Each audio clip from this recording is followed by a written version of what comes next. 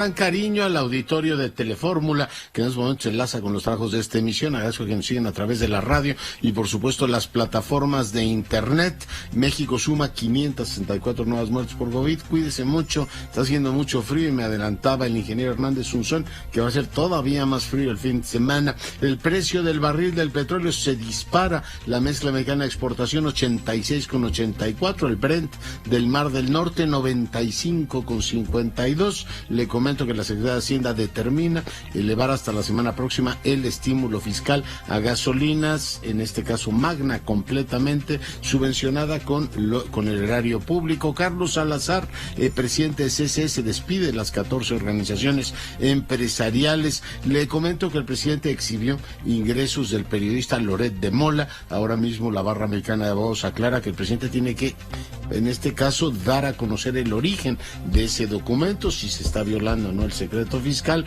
o vino por otras partes. Parte de lo que dijo el presidente el día de hoy fue esto. Me entregaron un informe, además voy a solicitarle para darle trabajo también al Instituto de la Transparencia. Formalmente les voy a pedir que soliciten al SAT, a Hacienda, para que me certifiquen los datos. Esto es lo que gana Loret. Bueno, pues eso dijo y sacó los ingresos del periodista. El periodista dijo que el presidente lo pone en riesgo y lo calumnia. Hoy demostró que quiere usar todo el peso del Estado, todo su inmenso poder, para atacar a un periodista. El presidente dijo que espera que su hijo José Ramón explique de qué vive. Platicamos hace un ratito con César Cravioto, de la mayoría. Él dice que pues los medios también tienen que, en este caso, dar cuentas, y dijo que esto era parte de un debate que en este caso habría que dar desde todos los frentes. El senador Álvarez y Casa condenó efectivamente la acción del presidente y lo responsabilizó de lo que le ocurra a Loret de Mola. Visiones pues contrastantes según el partido político al que se pertenezca. La Ciudad de México sigue en semáforo amarillo. El canciller de la República participó en la cumbre internacional sobre los océanos allá en Brest, en Francia. 2 presuntos autores materiales del asesinato de Eber López Vázquez, que ayer le informaba allá en Oaxaca, fueron detenidos. Caen traves de un puente vehicular en la autopista México-Pachuca. En más información, al reunirse con integrantes de Futuro 21, los líderes de distintos partidos coincidieron en mantener la unidad. Dicen que construirán una sola candidatura para la elección del 2024. Joe Biden insta a los estadounidenses a abandonar Ucrania en las próximas 24 o 48 horas. Dice que no rescatará civiles, en este caso si Rusia invade. Antes, dice, habrá que tomar las medidas. Le comento que Anthony Blinken advirtió que en Australia que Rusia podría invadir Ucrania en cualquier momento, incluso durante los Juegos Olímpicos que se celebran en Pekín. En más información, Ricardo Anaya alega inocencia a 3 días de comparecer por el caso Odebrecht. La Fiscalía de Perú allanó las oficinas del Palacio de Gobierno de Lima por presunta corrupción en Petroperú. Así es que, hay nuevo gabinete del presidente Pedro Castillo.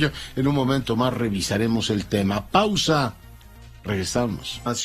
Hoy, por supuesto, pues centrados en esta revelación que hizo hoy el presidente, que, como le comentaba, a mi juicio sienta un presidente funesto. Esto de, decir que es un debate cuando el presidente desclasifica información personal de un ciudadano, de un periodista crítico, pues estamos hablando de atribuciones que leía el comunicado de la Barra Mexicana de Abogados que implicarían, violaciones a varias leyes, ¿no? Lo primero es que nos digan de dónde saca la información el presidente, si lo obtiene por la vía del SAT o lo obtiene por algún órgano de inteligencia. En cualquier caso, todo eso está reglamentado y ni el SAT ni el órgano de inteligencia pueden estar satisfaciendo requerimientos específicos de inteligencia para decir, aquí están, mire, los puntos débiles de sus enemigos políticos, presidente. Eso es traicionar el sentido de la función de Estado que cumplen. Pero no me extiendo en el asunto, tendrán que venir las aclaraciones, y ahora tomo el parecer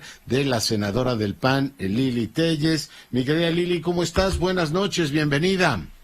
Hola, Leonardo, gracias por invitarme, buenas noches. Pues que comparte, por favor, con el auditorio que nos escucha y ve en todo el país, ¿cuál es tu punto de vista sobre lo que ocurrió esta mañana en Palacio, bueno, no en Palacio Nacional, allá en tu tierra, por cierto? En mi tierra, por cierto, y por cierto, arrasada por el crimen organizado, justo allá, en lugar de que el presidente estuviera haciendo una declaración, y más allá que una declaración, un anuncio importante contra la inseguridad y en bien de la protección, se va contra un Es muy fácil, por eso le dije, hoy escribí, eso es una cobardía, es un acto de cobardía del presidente. Se va contra quienes cargan micrófonos y trabajan con la pluma, en lugar de irse contra quienes cargan los cuernos de chivo. Esa es la realidad tal cual, y es un acto de cobardía. Estaba leyendo también una declaración hoy a través de Twitter de la diputada Patricia Armendáriz, que hablaba de que el presidente tenía que poner el piso parejo. ¿Qué piso parejo ni qué nada, Leonardo? Es el presidente de la República con todo el poder del Estado mexicano, en un acto oficial del Estado mexicano, que es la mañanera, con recursos del Estado mexicano, con toda la validez legal que tiene un evento oficial, contra un ciudadano que ejerce su trabajo en forma lícita. Es gravísimo lo que estamos viendo. Sí. El mensaje es urbi et orbi, ¿no? El que se meta con el presidente puede quedar no solamente ser exhibido y estigmatizado, sino en este caso, después del caso Loret, Lele, pues incluso exhibido en sus ingresos, ¿no? Y claramente expuesto a cualquier tipo de extorsión o crítica. Va contra todos los derechos del periodista Carlos Loret de Mola y de cualquier periodista, contra sus derechos ciudadanos, contra su derecho a la intimidad, a la confidencialidad. Es un trabajo lícito el de los periodistas, y el trabajo de los periodistas pues es y lo que haces tú y lo que hacen muchos, le guste o no le guste. Publiqué hoy varios artículos que está violando el presidente. Por supuesto que sí, que deberíamos poder procesar al presidente por esto, pero no se puede porque sigue teniendo fuero, a pesar de que el presidente dice que no tiene fuero, sí lo tiene. Y tan es así que es un violador serial de la Constitución y lo hace y lo sigue y sigue violando la Constitución y no le importa porque tiene el fuero. Pero hoy se ha sentado un precedente muy grave. Hoy hay un parteaguas para la historia de nuestro país. Es un ataque a la libertad de expresión, y hay que recordar que la libertad de expresión es la base de... Por ende, esto es un ataque a la democracia. Es algo más profundo que criticar a un periodista. El presidente está desviando la atención porque efectivamente hay un conflicto de interés con su hijo y la casa que ocupó de una empresa norteamericana, que es una de las 5 proveedoras y contratistas más importantes de Pemex. Tiene el presidente que salir a rendir cuentas por lo que hace su hijo y dejar de atacar a los periodistas. Pues, senadora, te agradezco muchísimo que hayas estado esta noche con nosotros. Gracias, Leonardo. Te mando un abrazo. Buenas noches. Igualmente la senadora Lili Telles, el día de hoy, pues platicando con usted ante esta situación. Hace un ratito escuchábamos el punto de vista de César Cravioto sobre el particular de la mayoría.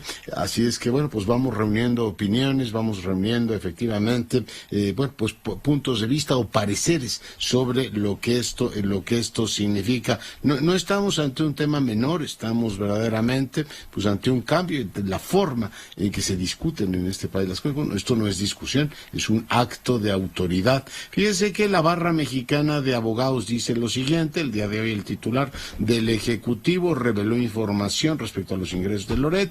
Desde la Barra exhortamos al titular del Ejecutivo a que aclare su fuente de información, toda vez que el artículo 69 del Código Fiscal de la Federación establece el secreto fiscal, el cual protege la información de los contribuyentes obtenida por autoridades en ejercicio de sus facultades. Cabe mencionar que si hubiera una violación violación al secreto fiscal. Esto podría ser clasificado como un delito a la luz de, y cita los artículos, además de una clara violación al artículo 16 constitucional, en lo que se refiere al derecho humano a la protección de los datos personales. La información sensible, independientemente de su fuente, respecto de cualquier ciudadano, no debe ser revelada y menos aún difundida por el titular del Ejecutivo Federal, que se pone en peligro la integridad, la seguridad y privacidad de la persona y vulnera el Estado de Derecho. Además de lo anterior, los actos de hoy del titular del Ejecutivo Federal constituyen una intimidación a la libertad de expresión y al derecho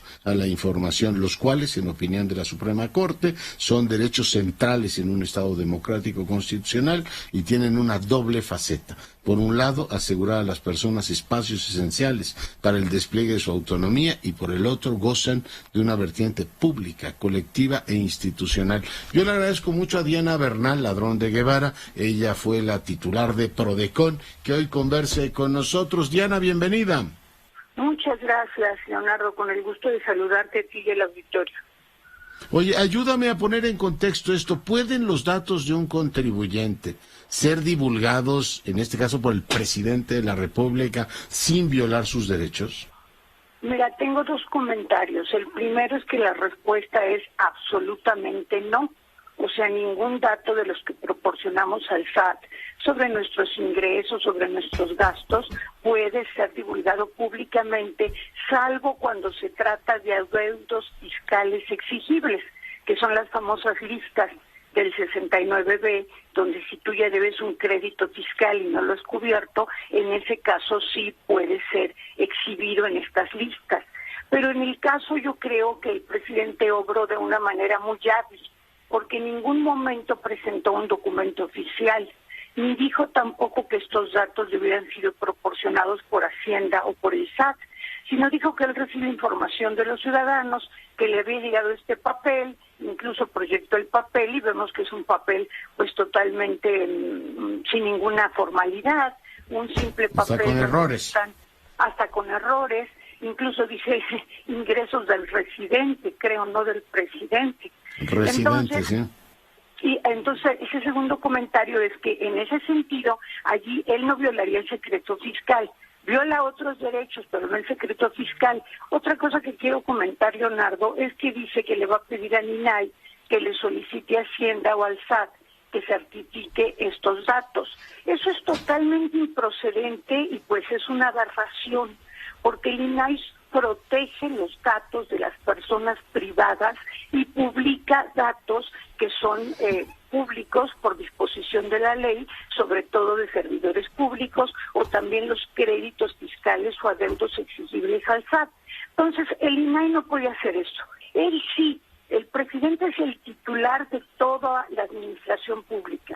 Él le podría hablar a la jefa del SAT y decirle, oye, quiero ver las declaraciones de este contribuyente. Él tiene derecho a eso. A lo que no tiene derecho es a públicamente exponer esos datos.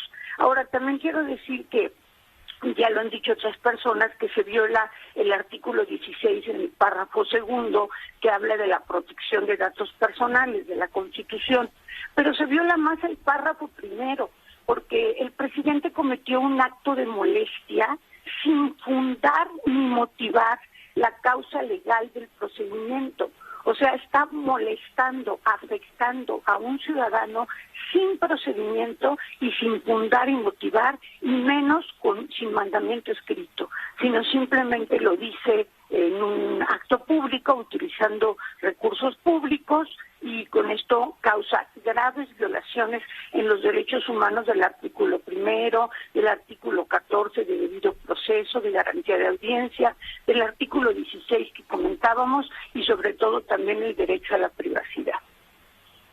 Ya, pues ahí están los datos. Desde el punto de vista de lo que es la defensa de los contribuyentes, ¿qué se puede hacer? O sea, por ejemplo, Loret de Mola ahora, a pesar de que no me dices, no fue un dato oficial, podría decir, oiga, yo pido el amparo de la Prodecon, es decir, yo como contribuyente de este país tengo derecho a que no me estén exhibiendo como un potencial delincuente. Sí, definitivamente. ¿Tiene derecho a hacerlo?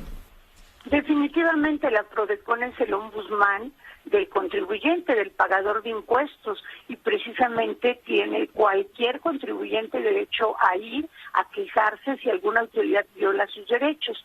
Por eso digo que la forma en que el presidente lo presenta es hábil, pero en este sentido, de un punto de vista meramente fáctico, sí está presentando datos fiscales, aunque él dice que no son fiscales, que se los proporcionaron ciudadanos. Y con esto yo creo que pretende eludir el mandato del artículo 69, que habla de la reserva absoluta de la información de los contribuyentes. En todo caso, el periodista Loret de Mola pues tiene la oportunidad de irse al amparo indirecto en contra de todas las violaciones de derechos que se están produciendo, independientemente de que pudiera acudir a Prodecon.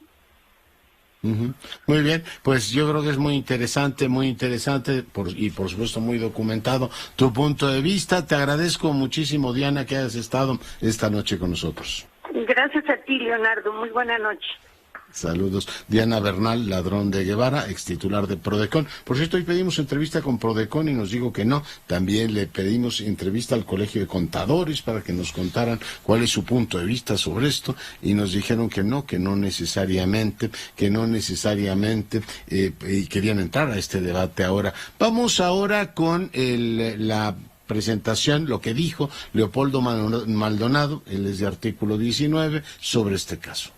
Está vulnerando la ley desde la más alta magistratura del Estado mexicano, y es quien tiene que dar el ejemplo. Y además, permítanme decir otra cosa, es a mayor investidura, a mayor responsabilidad pública, les guste o no les guste lo que van a escuchar a nuestros políticos y políticas, pero tienen que aguantar y tienen que tolerar con mayor agudeza la crítica. Pues sí, eso debería ocurrir en prácticamente todas las circunstancias. Naturalmente estamos ante una situación profundamente polarizada. Ya escuchó usted el punto de vista de la mayoría. Vea las redes sociales justificando que se lo merecía, etcétera. Yo como le comentaba, ni más ni menos que al mismo senador Cravioto, decir, bueno, pues si esto se hubiese dado en otro contexto, que hubiese ocurrido. Él me decía, no es igual, pero bueno, yo no sé si sea igual o no sea igual. El tema es que hoy estamos viviendo efectivamente esta situación, y yo le agradezco mucho a Claudia de Buen, presidenta de la Barra Mexicana de Abogados, que converse con nosotros. Presidenta, bienvenida. Hola, Leonardo, muy buenas noches. Muchas gracias, te saludo a ti y a tu público. Ayúdenos a ubicarnos. ¿Puede el presidente divulgar datos de los ingresos de un periodista e inculparlo directamente de presuntos delitos desde su posición y en una conferencia de prensa? No, de ninguna manera. El presidente cometió un grave error al hacer esto. Primero, porque está divulgando información privilegiada y que es información que no debe ser ni revelada ni difundida, a la que él sí tiene acceso, pero que esto pone en peligro además la integridad, la seguridad y la privacidad de la persona, en este caso de Carlos Loret de Mola. La Constitución, entre otras cosas, por lo menos en los regímenes modernos, es la garantía que tenemos los ciudadanos de que el Estado no avance sobre nosotros, ¿no? Que no se convierta en un tirano. En este caso, el argumento del presidente es que él se tiene que defender de los periodistas, en este caso de este periodista en concreto, pero es algo así como si los pollitos dijeran o que los lobos tendrían que defenderse de los pollitos, presidenta. Un ejemplo simpático, pero en serio, sí lo es. El Ejecutivo Federal tiene información privilegiada, y esta información de ninguna manera puede ser para un interés personal de denostar a una figura pública cuyo trabajo es justamente informar, nos caiga bien, nos caiga mal, nos guste cómo lo hace o no importa, pero su misión es informar a la ciudadanía de las noticias, de lo que le acontece diario. Ahora sí que le incomode a quien le incomode, y no por ello puede violar este derecho de confidencialidad, pero que además está violando hay varios artículos, el 69, 111, 114 A y B, del Código Fiscal de la Federación, porque está violando el secreto fiscal.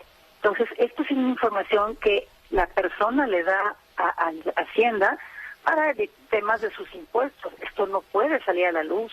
Es una clara violación a sus derechos humanos y a la protección de los datos personales del periodista, que puede ser tú mañana, ¿verdad? Y hoy es Carlos Loret de Mola. Ya. ¿Hay alguna, digamos, reglamentación en nuestro país que impida a la gente ganar determinada cantidad de dinero? Y se decía, es que gana tanto dinero. Yo no me imagino que entren a los bufetes de abogados y digan, este señor o esta señora ganan mucho dinero. Es decir, ¿eso está reglamentado o hay libertad de ganarte legítimamente, legalmente la vida en este país, abogada? No, bueno, Leonardo, desde luego hay absoluta libertad de ganar lo que tú quieras. O sea, si tú trabajas honestamente y pagas tus impuestos como debe de ser, tú puedes ser multimillonario, nada te lo impide. Ojalá todos pudiéramos llegar a hacerlo, ¿verdad? Algún día, para no tener más angustias, y sobre todo en estas épocas de COVID, pero de verdad esto es una falta de respeto a la persona del periodista, pero también lo ha hecho con abogados y también lo ha hecho con otras personas, pero lo de hoy sí fue exponerlo públicamente, lo cual además de ser de muy mal gusto, es un ilícito. Él, por ser presidente, no tiene ningún derecho a cuestionar lo que Carlos Loret de Mola gana lícitamente. Él no tiene ningún derecho a hacerlo, aunque sea el presidente de la República. Tiene que cuidar, son los derechos humanos los que está afectando, y tenemos a la Corte Interamericana de Derechos Humanos, que ha establecido la libertad de expresión tiene una dimensión individual y una dimensión social, y exige la Corte Interamericana que los individuos no vean impedida la posibilidad de manifestarse libremente, que se respete su derecho como miembro de un colectivo a recibir información y a conocer la expresión del pensamiento ajeno. Y esto es lo que hacen los periodistas. Entonces, y la sociedad su derecho a estar informada, ¿no? Aunque el poder no le gusta que se sepan algunas cosas. Gracias a ustedes, los periodistas serios que hacen investigaciones serias, nosotros nos enteramos de lo que está pasando, y es fundamental para la toma de decisiones de cualquier persona moral o física. Entonces, cooptar la libertad de expresión de esta manera a través de intimidaciones, pues francamente es algo reprobable, ¿no? Y es un delito. Ya. Pues, Presidenta, le agradezco muchísimo que haya estado esta noche con nosotros. No, al contrario, Leonardo, muchas gracias y muy buenas noches a todos. Claudia de Buen es la presidenta del Colegio de Abogados, la Barra Mexicana, hoy pues planteándole estos puntos de vista, y vamos pues siguiendo, reuniendo opiniones de cómo se ve desde distintos ángulos la situación que hoy se ha generado, una situación absolutamente inédita. Voy ahora a enlazarme con el doctor López Sayón. Mi querido Sergio, ¿cómo estás? Leonardo, buenas noches a tu audiencia.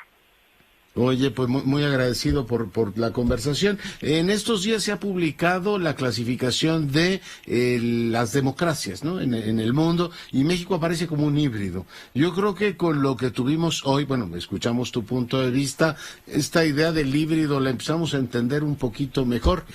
¿Cómo ves lo que ocurrió el día de hoy? ¿Qué consideración compartes con el auditorio? A ver, lo que ocurrió de hoy es la consecuencia de algo que ya veníamos viendo y que veníamos advirtiendo. Déjame ponerlo así. Una de las bases centrales del Estado democrático de derecho es la capacidad de la sociedad, de los medios de comunicación, de ejercer crítica sobre el poder. La propia Suprema Corte en México ha reconocido que quien ejerce el poder, quien es funcionario, quien es autoridad, está sujeto a un escrutinio público que incluso puede llegar, digamos, al exceso, porque justamente la vida democrática supone la crítica, incluso en exceso, respecto al ejercicio del poder. Uh-huh. Lo que hoy vimos fue inédito, porque desde el poder, desde quien no tiene ese espacio de libertad, se critica, se denosta, se amenaza a un periodista que ha ejercido su libertad de expresión, su libertad de investigación, su espacio de crítica al poder. Lo que sucedió hoy me parece delicadísimo, muy grave, porque pone toda la estructura democrática en cuestión. Y si lo sumamos a otros ejercicios de poder, contra el INE, contra otros medios, contra el Estado que guarda la libertad de prensa en el país, contra el asesinato de periodistas, entonces nos preocupa, porque entonces justamente lo que tú decías, la clasificación que hace el The Economist hace sentido en el sentido que vamos en un retroceso democrático, Leonardo. Yo me preocupo enormemente por lo que sucedió hoy, lo lamento y creo que tenemos que alzar la voz contra lo que está sucediendo. Porque el mensaje, igual que ha sucedido en otras comunidades, es muy claro, ¿eh?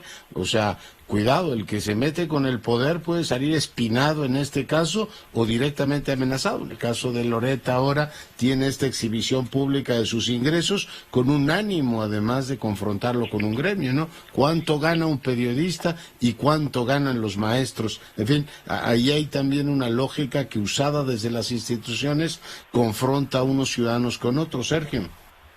Absolutamente, y además la amenaza, es decir, le voy a pedir al SAT o al INAI que verifique esto, es la revelación de datos que están protegidos por un secreto específico, que es el secreto de la Reserva Fiscal, porque lo que se trata es de preservar los espacios de libertad de los individuos para ejercer sus derechos, y uno de sus derechos es la crítica al poder. Y contra lo que ha dicho el presidente, él no tiene derecho de crítica. Él ejerce poder, él está en una posición de poder, él no tiene derechos en el sentido que lo tienen los periodistas. Honestamente, Leonardo, lo hemos venido advirtiendo en varias ocasiones, pero me parece que hoy vimos un exceso ya vimos un abuso del poder, que me parece, insisto, que tenemos que levantar la voz y decir, eso en un Estado democrático no se vale. Yo espero que así ocurra, pero he oído legitimaciones por parte de su propio partido, y en algunos sectores han tratado de plantear esto como si fuera un debate. Esto no es un debate, Sergio, esto es abuso de poder, ¿no? No es un debate, y además yo recordaría, y le recordaría a nuestro auditorio, que con todos los matices que tú quieras, Morena, el presidente López Obrador, en su momento tuvieron amplios espacios para criticar el ejercicio del poder. Y es esa crítica, en el fondo, lo que las lleva al ejercicio del poder. Entonces, no se vale revertir la regla que te permitió a ti ejercer el poder.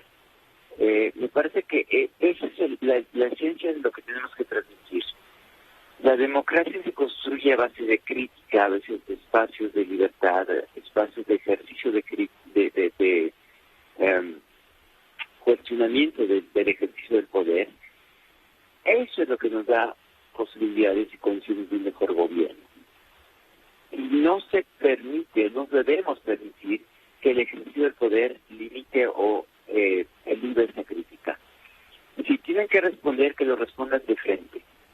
Si tienen que argumentar, que lo argumenten de frente, pero no con la amenaza de llevarte a un ejercicio de exhibición pública a partir de los datos que tiene el poder. Eso es lo que no se debe permitir.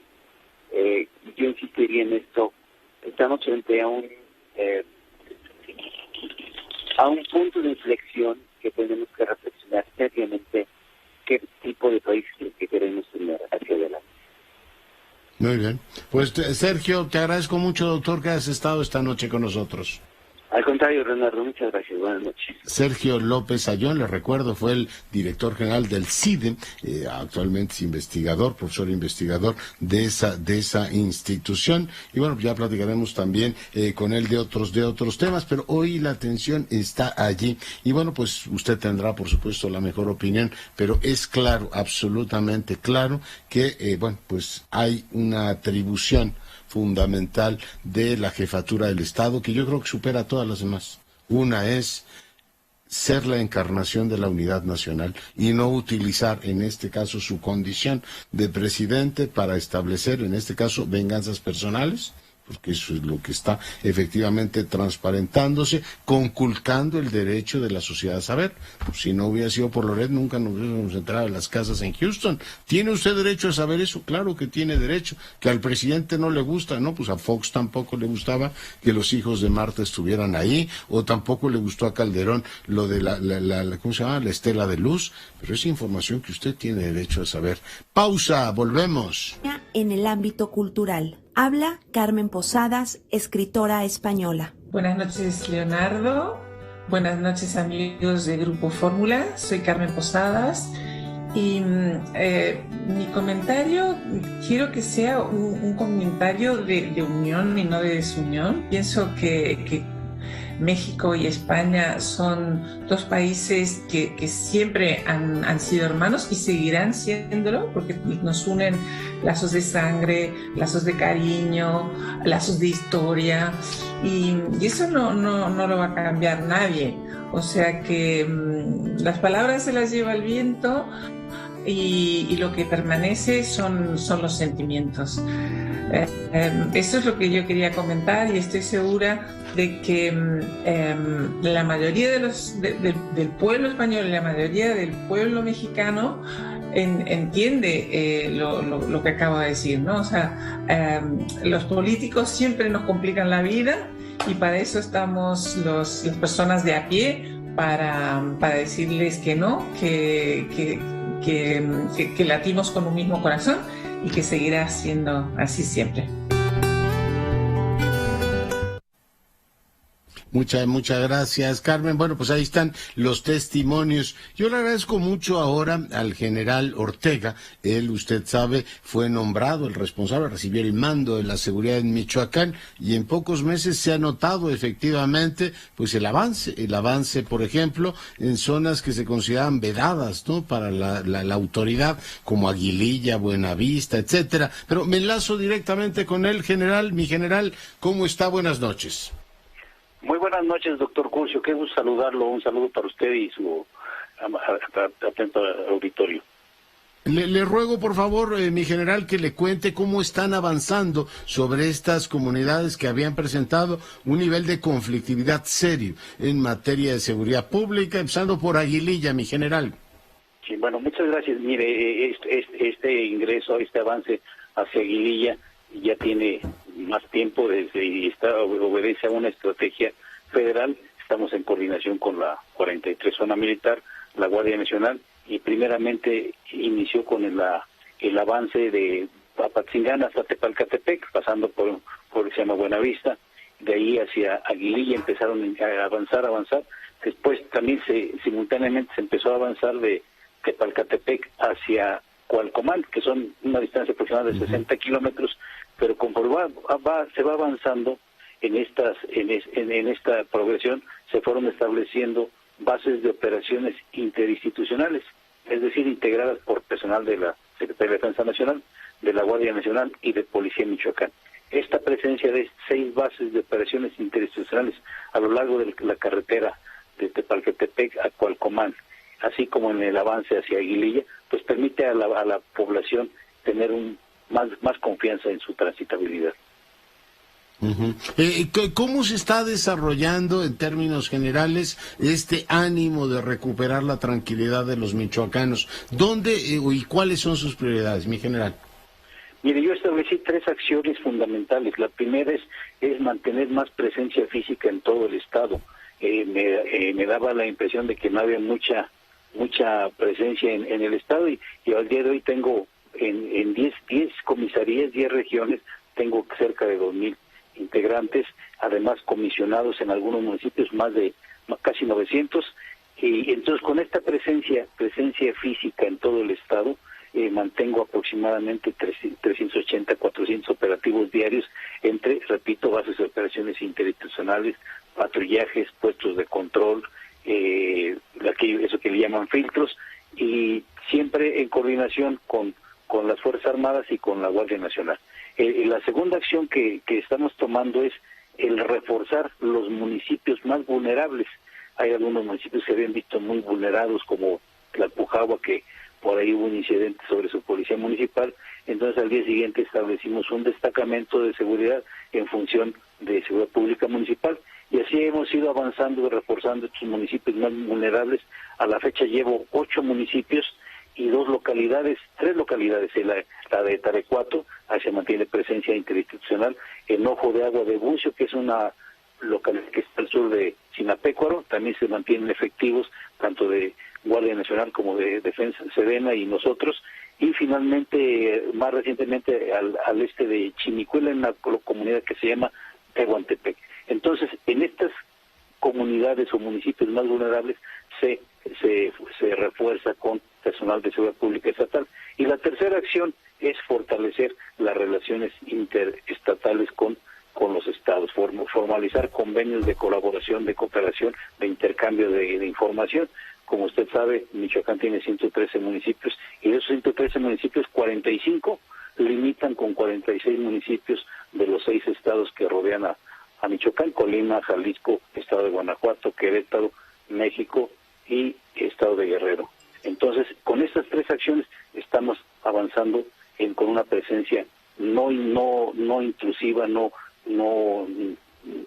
sino más de proximidad social, pero aún así estamos obteniendo resultados que ya se traducen en más de 1 tonelada de marihuana en estos 4 meses, cerca de 1.600 vehículos recogidos que con reporte de robo, y una importante cantidad de armas, así como 40.200 litros que se han recuperado de hidrocarburo, cuando en 9 meses anteriores habían recuperado escasamente 13.800. Entonces sí, con esta presencia física también hemos evitado, por ejemplo, tradicionalmente se robaban los camiones nodriza que transitan por la autopista de Occidente en su trayectoria de Jalisco hacia Ciudad de México, y desde el 5 de octubre que se estableció un dispositivo de seguridad en toda esta autopista, ya no ha habido robos de estos camiones nodriza. Esto así a grandes rasgos ha representado un ahorro de 252 millones evitando que se robaban 2 o 3 camiones nodriza a la semana. Entonces, con esta presencia física estamos avanzando, manteniendo esta presencia, pero para generar confianza en la población. ¿Qué espera de la población y en qué puede ayudar la población a mejorar la estrategia, mi general? Fundamentalmente que haya denuncia, que vuelvan a sus actividades normales. El día que se recuperó la población, que se abrió el camino de Tepalcatepec a Cualcomán, había algunos llamados de Cualcomán que estaba en una situación de violencia. No había nada, absolutamente no había nada. Entonces a veces puede haber quienes le apuestan a la violencia y sin que lo haya. Entonces que la gente retome sus actividades normales. Pero además de, paralelamente a esta presencia física, el ir recuperando espacios de paz requiere también de otras instancias para que vayan insertando programas, generación de empleos, educación, servicios sociales, instalaciones médicas, porque si nada más se va entrando la seguridad, se va fortaleciendo la seguridad, se va recuperando estos espacios de paz, sin los programas sociales o los programas de apoyo, pues difícilmente se va a mantener el orden público en esas comunidades, en esas poblaciones, en esas regiones. Las comunidades se tienen que ir apropiando también de sus espacios, ¿no? Exactamente, algo así como la teoría de los frentes de seguridad que usó la Policía Nacional de Colombia y el Ejército Nacional de Colombia en los años de la lucha contra la guerrilla. Ya. Oiga, pues es un desafío enorme que, si nos permite, seguiremos monitoreando periódicamente, mi general. Le agradezco mucho que esta noche haya estado con nosotros. Muchísimas gracias, doctor Cruz, estoy a sus órdenes. El general Ortega es el secretario de Seguridad de Michoacán, el responsable de la seguridad en ese complicadísimo estado, un hombre con una larga trayectoria, además muy brillante, un expediente muy completo. Ahora pues le han encomendado esta delicadísima función. Seguimos, por supuesto, con la información. Veo las reacciones en redes sociales a lo que ha ocurrido el día de hoy. Es pues amplísima, ¿no? Hay sectores que están efectivamente pues en un sentido y en otro opinando. Dice el INAI que se hace un llamado a todos los funcionarios a respetar la ley de datos personales, luego que el presidente revelara pues toda esta información personalísima de Loret de Mola. Espero, lo digo un poco como ironía, pero también para poner de relieve la gravedad, que los expedientes médicos no los empiecen a utilizar para litigar también con la gente, ¿no? A los enemigos políticos o cualquier otra cosa, ¿no? Lo que está, digamos, claramente facultado para los gobiernos debe estar, o lo que está expresamente facultado para los gobiernos es lo que deben utilizar. Y yo creo que cuando un gobierno tiene razón en su lucha, no tiene por qué recurrir a este tipo de argumentos. Lo que denota es un presidente desesperado. El tema de los hijos, y ya escuchó usted las argumentaciones, no solo el día de hoy, en días anteriores, hace ¿qué será? Una semana y media leí el artículo de Javier Tejado, de que bueno, iban perdiendo la conversación con el tema del hijo, y claro, pues es que están los hijos de Marta. Ellos pueden decir, no es igual, ¿cómo comparan? ¿No? Pues no comparo, pero ahí están, ¿no? Las similitudes. En aquella época hubo una comisión parlamentaria, que por cierto presidió Pablo Gómez, hoy titular de la UIF, investigando los trabajos de los hijos de Marta. En aquella época eso ocurría.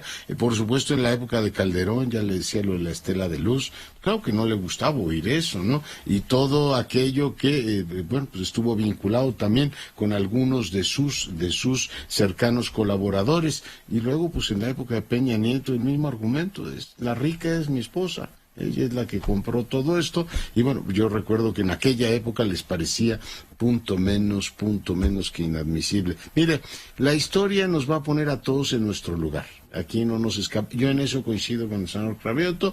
Todos debemos rendir cuentas.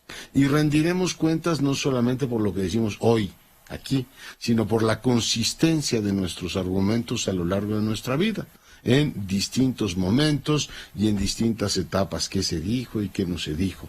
Y bueno, finalmente hay un tribunal de la conciencia, aparte de, por supuesto, los tribunales de la opinión pública y todos los demás. En este caso los políticos están sujetos también al escrutinio del electorado, y dirán, bueno, pues mira, defendieron esto, hicieron esto, en su sexenio se hizo tal cosa, es decir, se divulgó información. Si le cambiamos los nombres y en vez de que diga Andrés Manuel Obrador, ponemos el presidente que sea con otro periodista crítico en el futuro o en el pasado, ponga usted el nombre que quiera, cambie el presidente del periodista y me dirá usted si usted aceptaría eso. Si a usted le parece bien que el presidente haga eso, cambiando el nombre a uno de sus periodistas favoritos y que criticara gobiernos anteriores, pues entonces se estará defendiendo una postura coherente a lo largo de los años. Pero si no, estamos ante un serio problema de incoherencia, ¿no? Lo que defendían como oposición no lo defienden como gobierno, y por tanto las convicciones republicanas y las convicciones democráticas empiezan a cuartearse seriamente.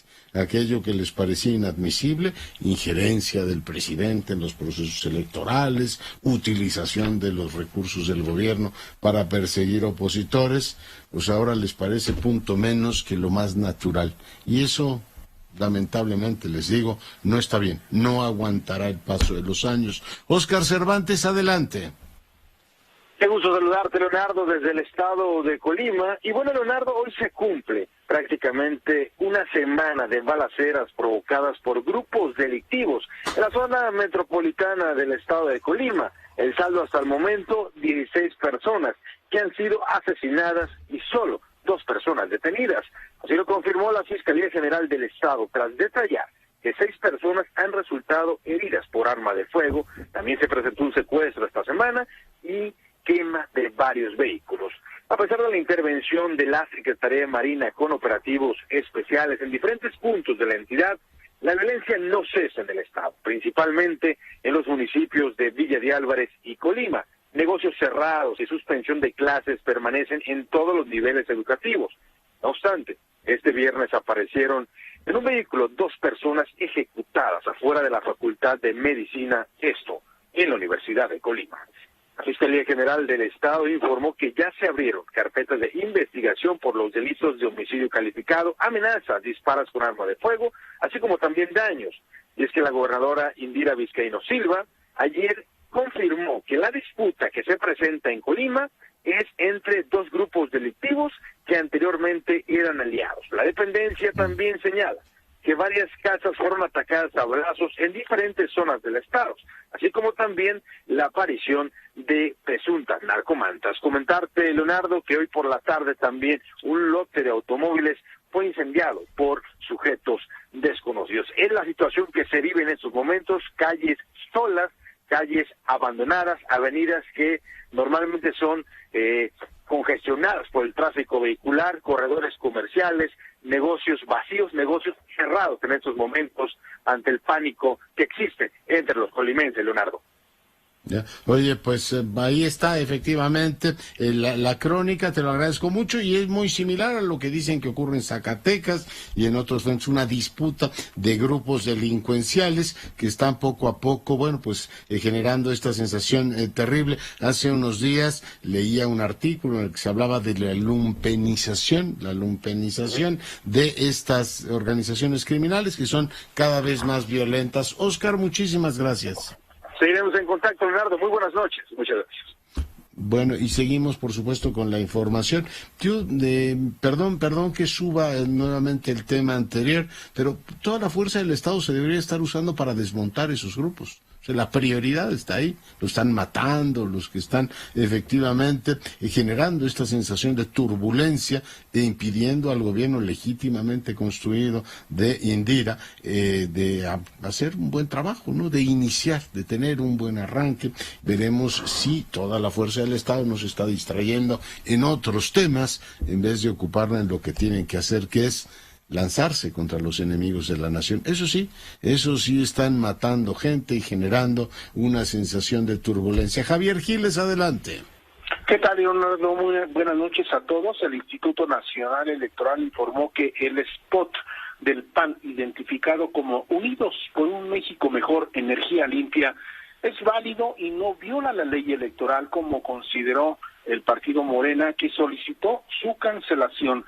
Y es que este viernes la Comisión de Quejas y Denuncias del INE sesionó para analizar y resolver la solicitud del partido Morena, que pidió bajar el promocional ya que vulneraba las reglas establecidas para la etapa de intercampaña de equidad, además de que pues promovía negativamente la imagen del presidente de la República.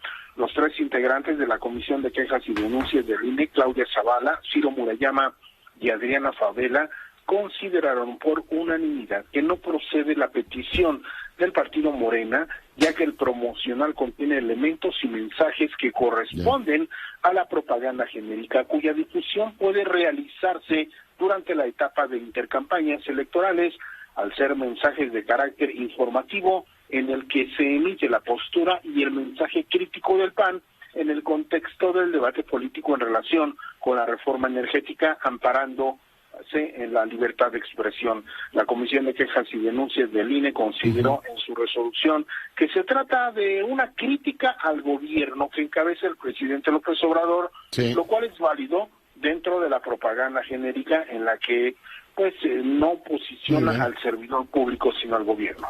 Leonardo, el reporte. Lo validan entonces. Te agradezco mucho el reporte y con esto nos vamos. Cuídese mucho y sea rabiosamente feliz. Se lo merecen.